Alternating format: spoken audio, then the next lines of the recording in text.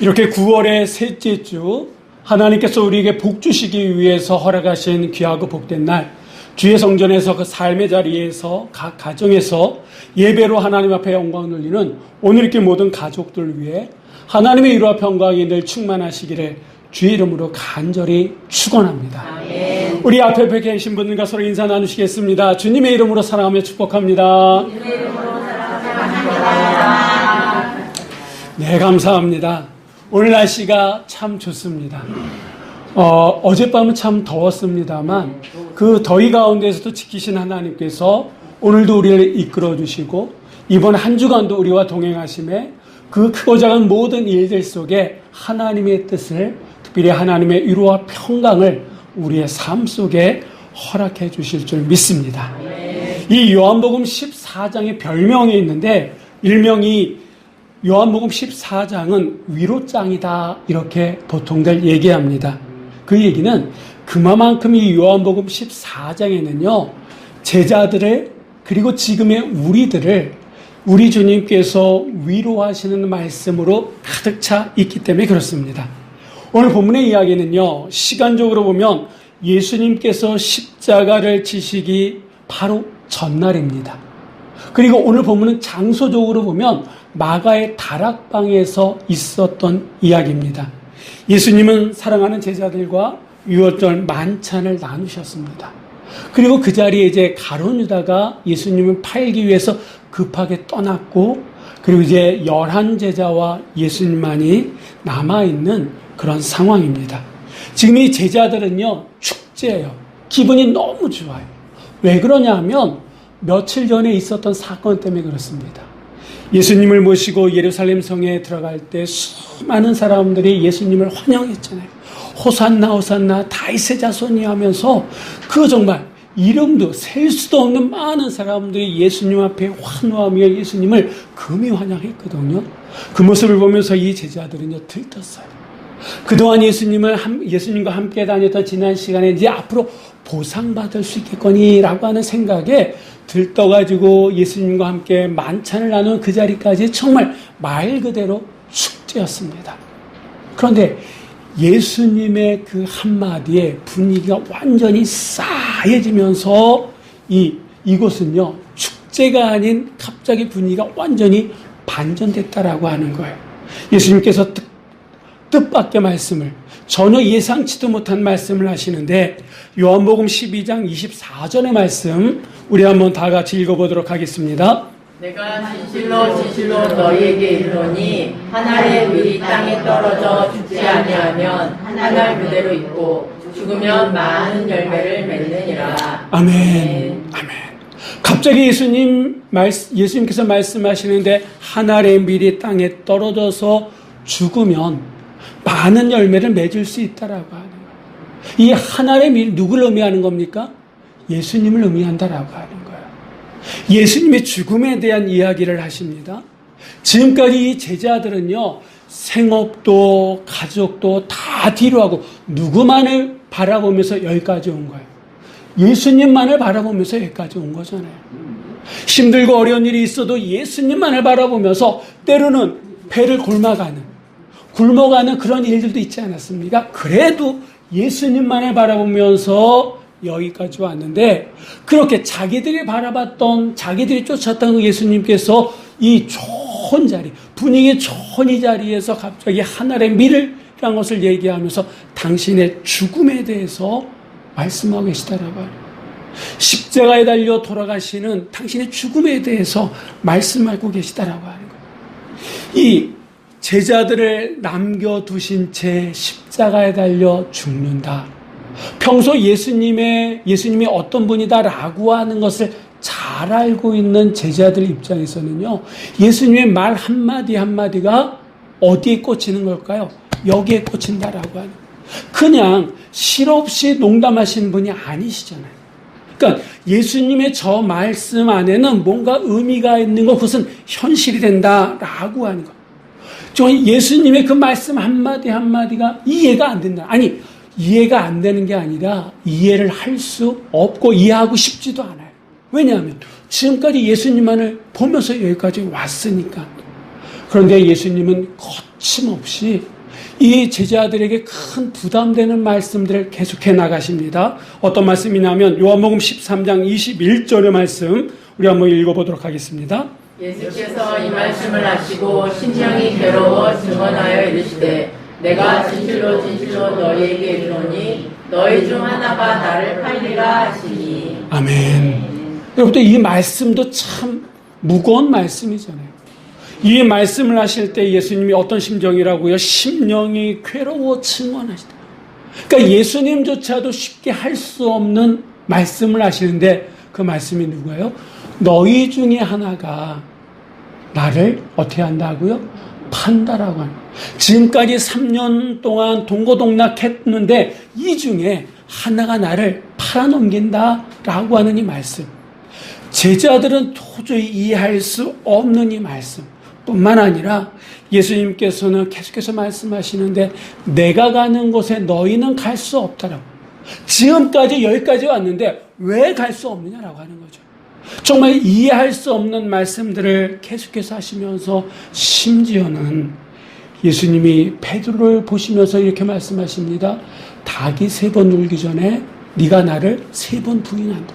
닭이 울기 전에 네가 나를 3번 부인한다 라고 하는 지금 이 제자들 앞에서 수제자로 리더의 역할을 하고 있는 이 베드로에게 네가 나를 3번씩이나 부인할 거야 라고 하는 이런 말씀까지 하셨다라고 하는 정말 알 수 없는 이해할 수 없는 이런 말씀 중에 거침없이 쏟아내시는 예수님의 말 한마디 한마디가 제자들의 가슴에 꽂히게 되고 그러니까 혼란스러운 거예요.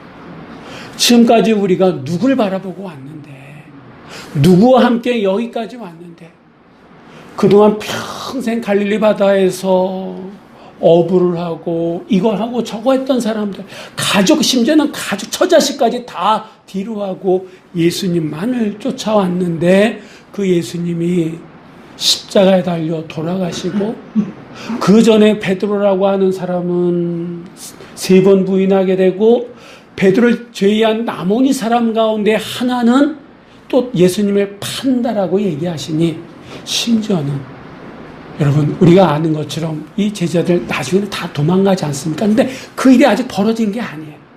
나중에는 이해가 됩니다만 그 일이 벌어지지 않았기 때문에 이해할 수 없는 말들을 쏟아내시는 예수님의 말을 들을 때마다 이 제자들은 혼란스럽고 평소에 예수님이 어떤 분이시다라고 하는 것을 잘 알고 있는 제자들이기에 그 말을 들을 때마다 의기소침해지고 결국 어떻게 된 거예요?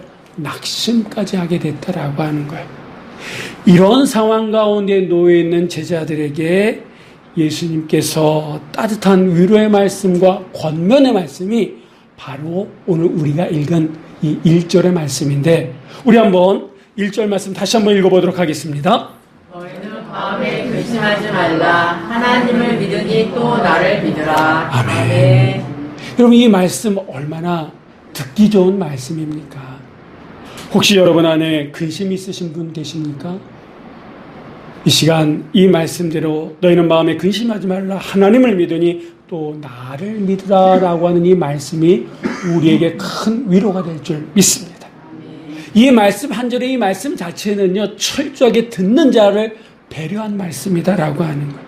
그렇다 그러면 이 멋있는 이 말씀을 하고 계시는 예수님의 입장에서 지금 이러한 말씀을 예수님께서 누군가를 위로하실 수 있는 입장에 놓여 있느냐? 우리가 한번 생각해 볼 필요가 있더라고요. 무슨 말이냐? 여러분, 지금 예수님께서 쭉 하셨던 이 말씀을 하신다라고 하는 것은 아직 일어난 일은 아닙니다만 앞으로 일어날 일에 대해서 말씀하신다라고 하는 것은 이 일들에 대해서 예수님께서 아신다는 거예요? 모르신다라고 하는 거예요? 아신다라고 하는 거잖아요. 이 12제자 가운데에 누군가라고 얘기했지만 예수님은 그 누군가를 알고 계세요. 가룟 유다가 당신을 판다라고 하는 것을 알고 계세요. 그럼에도 불구하고 그 가룟 유다와 함께 만찬을 나눴다라고 하는 거예요. 베드로가 당신을 3번 부인한다라고 하는 것을 알고 계세요. 그럼에도 불구하고 그들과 함께 음식을 나눴다라고 하는 거예요. 나중에는 이 제자들이 다 도망가고 당신 혼자 십자가에 달려 돌아가신다라고 하는 것도 알고 계세요. 심지어는 당신이 세상의 모든 죄를 짊어지고 십자가에서 처절하게 달려 돌아가실 때 그 하나님마저도 당신을 외면하실 거다, 하나님에 의해서 버림받을 거다라고 하는 것조차도 예수님은 알고 계세요. 그러니까 앞으로 일어날 일들은 예수님 입장에서는 엄청난 사건이다라고 합니다. 사람들에게 배신당하고 하나님 앞에 버림받는 그런 일들을 이미 알고 계세요. 이미 알고 계셨음에도 불구하고 제자들과 함께 만찬을 나눴고 그 제자들, 당신의 이 마음에 못을 박는 그 제자들을 향해서 뭐라고 말씀하시는 거예요? 너희는 마음에 근심하지 말라. 하나님을 믿으니 또 나를 믿으라. 지금 어떻게 보면 이 입장에서는 예수님의 위로받아야 될 입장 아닙니까? 예수님께서 제자들에게 위로받아야 될 분이신데 오히려 제자들을 위로하시는 이 예수님의 모습을 우리가 볼 수 있다라고요. 그럼 어떻게 위로받아야 될 분이 오히려 되려 위로를 하시느냐? 물론 우리 생각에는 예수님이니까, 하나님의 아들이시니까, 본체 하나님이시니까 그러실 수도 있지 이렇게 생각하겠지만 성경은 우리들에게 이렇게 말씀하십니다. 요한복음 13장 1절의 말씀 우리 한번 다 같이 읽어보도록 하겠습니다. 6월 전에 예수께서 자기가 세상을 떠나 아버지께로 돌아가실 때가 이른 줄 아시고 세상에 있는 자기 사람들을 사랑하시되 끝까지 사랑하시니라. 아멘. 예수님께서 제자를 향해서 너희 마음에 근심하지 말라, 하나님을 믿으니 또 나를 믿으라, 이렇게 그들을 위로하실 수 있었던 이유는 당신이 하나님이시기 때문이 아니다라고 하는 거예요. 예수님이 하나님의 아들이시기 때문이 아니라 이 요한복음 13장은 뭐라고 말씀하십니까? 세상에 있는 자기 사람들을 어떻게 하셨다고요? 사랑하신데 어느 정도까지 사랑하셨습니까? 끝까지 사랑. 그러니까 예수님은 제자들을 사랑하셨기 때문에 그들을 위로하고 싶었다라고 하는 거예요. 그들 가운데는 당신을 팔 자가 있고, 그들 가운데는 당신을 배신할 자가 있고, 부인할 자가 있고, 다 도망가는 자들이다라고 하는 거예요. 그러함에도 불구하고 예수님은 그들을 사랑하셨기 때문에 그들을 위로하기 원하시고 계시다라고 하는 겁니다. 2000년 전에 끝까지 당신의 제자들을 사랑하신 그 예수님은 2022년 누구를 사랑하시는 걸까요? 바로 나를 사랑하신다라고 하는 거예요. 우리 강 권사님, 예수님께서 권사님을 사랑하시는 줄 믿으시기 바랍니다. 끝까지 사랑하시는 줄 믿으시기 바랍니다. 이 자리에 계신 여러분, 우리 주님께서 여러분을 끝까지 사랑하시는 줄 믿으시기 바랍니다. 그 누군가가 나를 끝까지 사랑한다, 끝까지 나를 믿어준다라고 한다 그러면 그 자체가, 그걸 내가 믿는다 그러면, 내가 느낀다 그러면 그 자체가 위로 아닙니까? 세상 사람들이 몰라주는데, 내 옆에 있는 배우자도, 나를 낳아주신 부모님도 나를 몰라주는데, 우리 주님이 나를 알고 나를 사랑하시는데 끝까지, 어느 상황에 있든지 끝까지 믿어주고 사랑하시는 줄 믿으시기 바랍니다. 그 변함없는 그 주님의 사랑을 내가 믿는다 그러면 그거보다 더 큰 위로는 없는 줄 믿습니다. 이러한 마음에서 정말 끝까지 예수님께서 예수님의 제자들을 사랑하시기 때문에 이 말씀을 하신다라고. 그렇기 때문에 이 말씀의 의미가 우리에게 있어서 더 중요한 줄 믿습니다. 우리 다시 한번 1절의 말씀 천천히 힘있게 한번 읽어보도록 하겠습니다. 너희는 마음에 근심하지 말라. 하나님을 믿으니 또 나를 믿으라. 아멘. 이 앞부분에 나오는 이 말씀 원문은 그대로 뉘앙스를 살려서 번역하면 이렇습니다. 어떻게 하냐면 너희 마음이 계속 혼란에 빠지지 않게 하라. 또 하나는요, 너희 마음이 계속 근심되지 않게 하라. 이렇게 해석할 수 있다라고 하는 거예요. 근데 우리가 아까 읽었었던 그 말씀이나 제가 방금 읽어드렸던 이 두 가지에서 공통적인 단어가 들어갑니다. 뭡니까? 마음이다라고 하는 거예요. 마음. 그러니까 이 제자들의 마음에 문제가 생겼다라고 하는 거예요. 그 문제가 생겼는데 그 마음에 뭐가 들어간 거예요? 근심이라고 하는 게 들어가 버리고 말았다라고 하는 거예요. 근데 이 마음이라고 하는 게 뭐냐라고 하는 거죠. 이 마음이라고 하는 것을 헬러 본문에는요, 카르디아라고 하는 말로 쓰는데 이 마음을 다른 말로 번역하면 심장 이렇게 번역할 수 있다 그럽니다. 여러분, 우리의 몸에서 다 중요합니다만 특별히 중요한 곳 하나가 있다 꼽는다 그러면 그 가운데 하나가 뭡니까? 심장이다라고 하는 거예요. 이 심장은요, 온몸에 피를 공급하면서 생명을 부여하지 않습니까? 뇌가 죽어도 뇌사라 그럽니다. 그렇다고 그 사람이 죽은 사람이 아니에요. 뭐가 멈춰야지 그 사람이 죽은 사람이 되는 거예요? 심장이 멈춰요. 그러니까 심장만 살아있으면요, 살아있다라고 하는 거예요. 이 심장은 우리 몸 곳곳에 피를 공급하고 생명을 부여합니다. 그것처럼 이 마음은요, 우리의 삶의 중심이다라고 하는 거예요. 우리의 생각과 행동이 어디서부터 나옵니까? 이 마음에서부터 나온다라고 하는 거예요. 그러니까 우리에게 있어서 아주 중요한 이 마음에 문제가 생겼는데 어떤 게 들어온 거라고요? 근심이라고 하는 게 들어왔다라고 하는 거예요. 오늘 본문에 보니까 근심하지 말라 이렇게 말씀하십니다. 이 근심하지 말라라고 하는 이 말이 이 헬라어 본문에 보니까 타라세스도라고 하는 말로 쓰여지는데 이 말의 다른 뜻들은 뭐냐면 휘젓다, 교란하다, 고통스럽게 한다 이런 뜻이 담겨져 있다라고 하는 거예요. 그러니까 이 제자들의 그 중요한 마음이 어떤 일로 인해서 휘저어졌다라고 하는 거예요. 그들의 평정심, 평평했던 그 마음이 교란해졌고 그로 인해서 고통스럽게 됐다라고 하는 거 아니겠습니까? 이전까지는 괜찮았어요. 이전까지는 좋았는데 어떤 일로 인해서 평탄했던 호수와 같던 그들의 마음이 휘저어졌기 시작하고 그로 말미암아 그들의 마음이 고통스럽게 되었다라고 하는 거예요. 여러분, 그럼 왜 이들의 마음이 휘저어져 가지고 지금 고통스러워하고 있는 거예요? 무슨 일 때문에? 무슨 일 때문에? 예수님 때문에. 예수님의 그 말씀 때문에.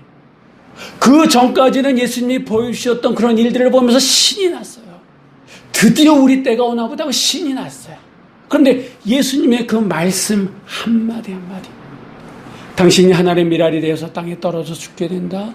십자가에 달리지 죽게 될 것이다. 너희 가운데 하나는 나를 팔게 될 것이다. 그리고 베드로 너는 나를 심지어 3번 부인하게 될 거야. 너희는 다 도망가게 될 거야. 이런 정말 이해하고 싶지 않은 이런 말들을 거침없이 예수님이 내뱉으시지 않았습니까?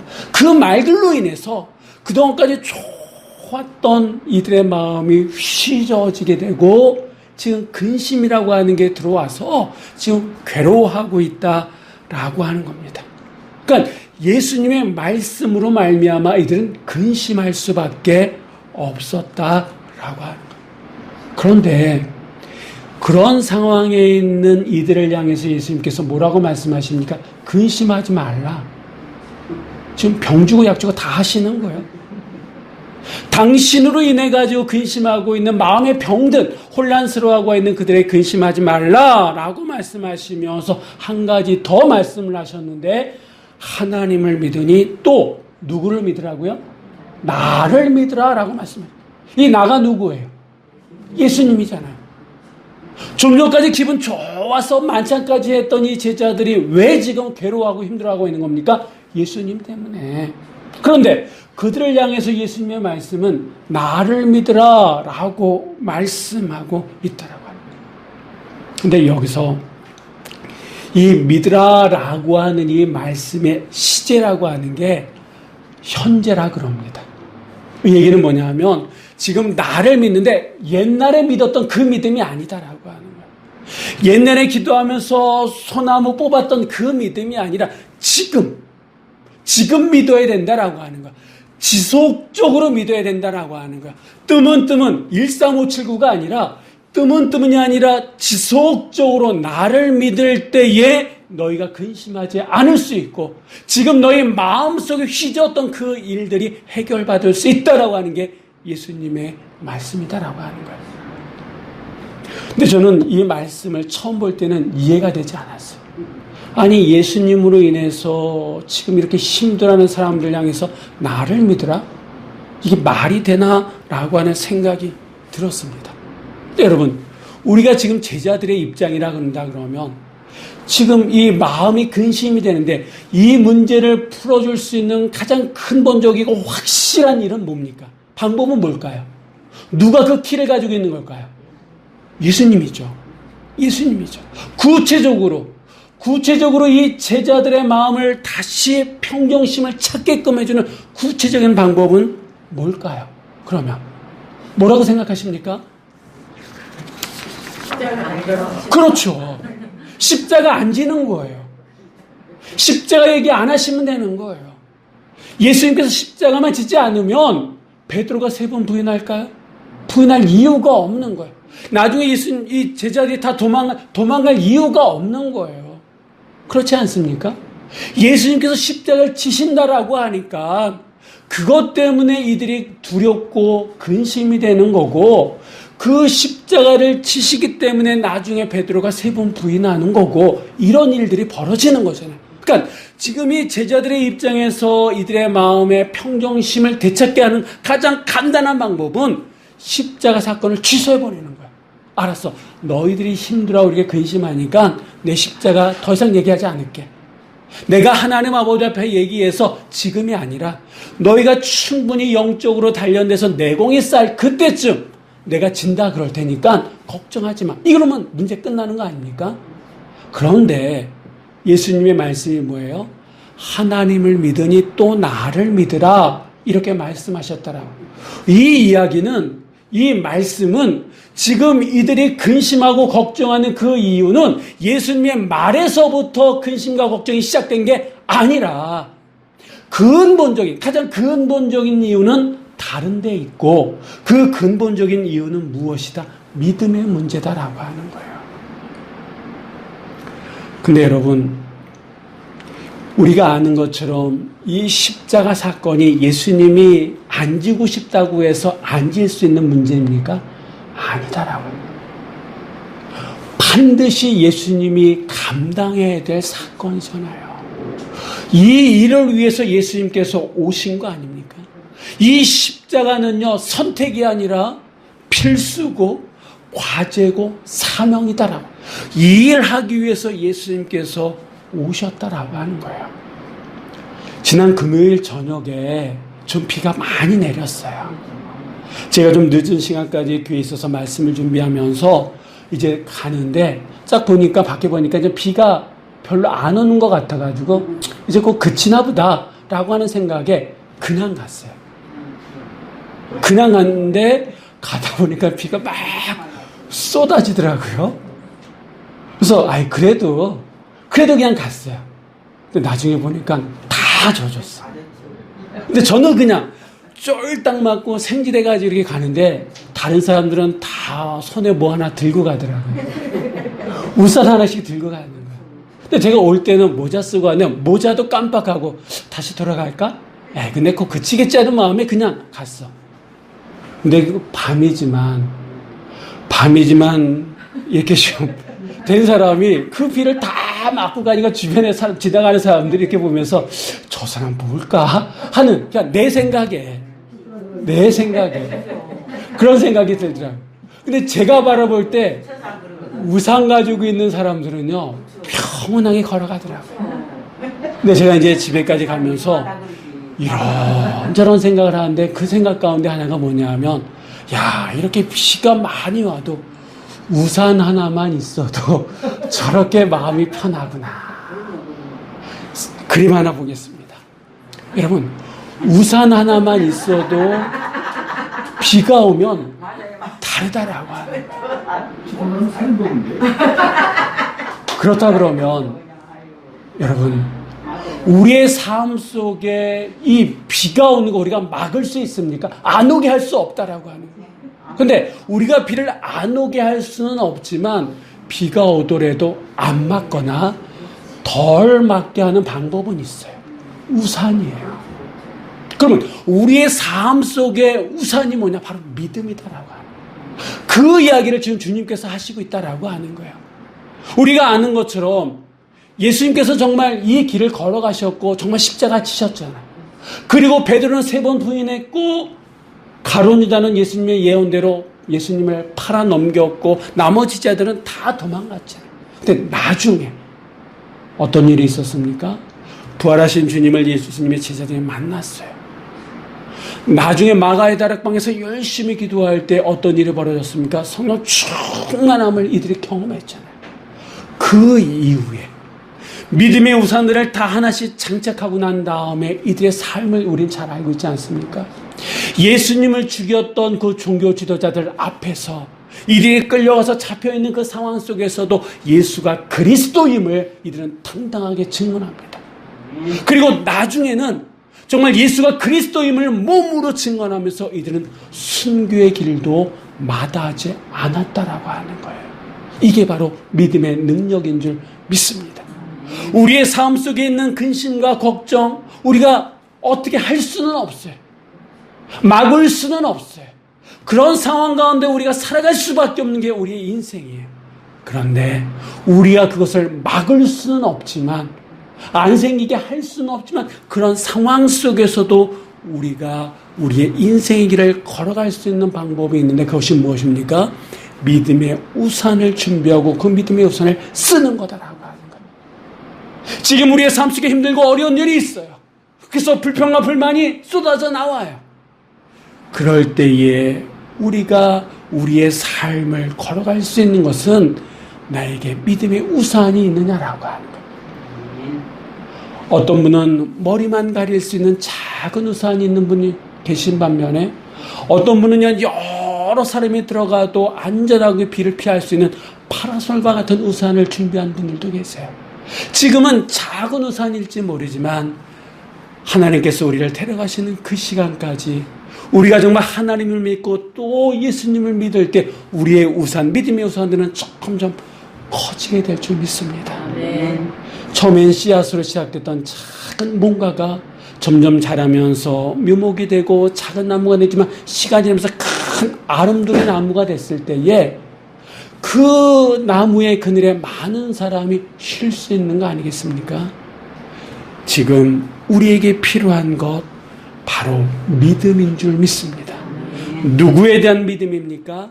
예수님에 대한 믿음이다라고 하는 거예요.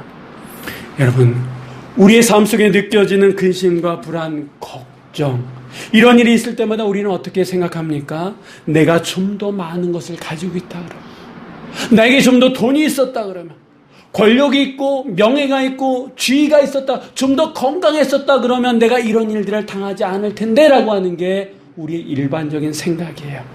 근데 정말 내가 좀 더 건강하고 내가 좀 더 돈이 많아지고 지위가 높아지면 그런 걱정 안 할까요? 아니더라고요. 없을 때는 있었으면 하는 마음에 걱정하게 되고, 있게 되면 또 없어질까봐, 잃을까봐 또 걱정하는 게 우리의 삶의 모습 아닙니까? 그렇다 그러면 정말 이 세상에서 걱정과 불안, 걱정, 근심 없는 곳이 있을까요? 없을까요? 있어요. 있어. 한 곳 있어. 네. 망우리 거기. 응? 요즘은 그거 망우 역사문화공원 이렇게 좀 이름이 바뀌었어요. 응? 제가 지난주에 감사님하고 거기 한 바퀴 돌았는데 지금 막 공사하고 있더라고요. 거기 계신 분들, 아마 거기 계신 분들은 걱정, 의심 없을 거예요. 근데 이 땅에 숨 쉬면서 살아가는 우리 모두에게는 걱정과 근심이 있을 수밖에 없지만, 근데 우리가 믿음의 우산을 어느 정도 준비하냐에 따라서 우리의 삶의 질은 달라지게 될 줄 믿으시기 바랍니다. 끝까지 제자들을 사랑하신 예수님께서는 제자들은 배신하고 바뀌고 도망갔던 그들이지만 그들을 아심에도 불구하고 포용하셨던, 받아들였던, 이해하시는 예수님은 그들을 향해서 너희 마음에 근심하지 말라. 하나님을 믿으니 또 나를 믿으라라고 그들을 위로하시고 권면하셨다라고 하는 거예요. 지금 어떻게 보면 우리에게 필요한 말씀이 이 말씀 아니십니까? 사람들은 가까이 있는 사람조차도 나를 이해하지 못해줘요. 다 이해한다라고 하지만 그 부분에 있어서는 오히려 나를 이해하지 못하는 부분들이 있다라고요. 하지만 우리 주님께서는 내가 이렇게 예배드리고 하나님 감사합니다 라고 얘기했다가도 다시 돌아서면 하나님 어떻게 그러실 수 있습니까? 라고 삿대질하는 원망하고 불평하는 우리들을 누가 사랑하신다고요? 하나님, 주님은 사랑하신다라고요. 모든 평강과 지각에 뛰어나신 그 주님이 우리를 사랑하시기 때문에 그런 가운데 주신 말씀이기 때문에 이번 한 주간 이 말씀 여러분 붙드십시오. 힘들고 어려울 때마다 누군가에 대한 원망이 나올 때마다 이 말씀 한번 외워보십시오. 이 말씀을 입에 붙여보십시오. 그러면 정말 하나님의 위로와 평강이 우리에게 주어지게 될 줄 믿으시기 바랍니다. 우리 마지막으로 시편 118편 8절로 9절 말씀 마지막으로 읽고 말씀 마치도록 하겠습니다. 여호와께 피하는 것이 사람을 신뢰하는 것보다 나으며 여호와께 피하는 것이 고관들을 신뢰하는 것보다 낫도다. 아멘. 기도하시겠습니다.